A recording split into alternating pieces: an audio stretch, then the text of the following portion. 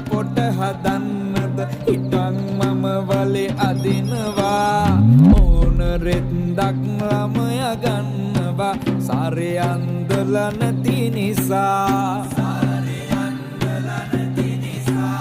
පොඩි එකාගේ මූණ හරියට මහසෝන වගේ දුටු නිසා ළමයෝ දුන්නා ඇගේ අතටම දිව්වජෙට් එන්ජිම දමා අනේ අපොයි මට කැරකෙන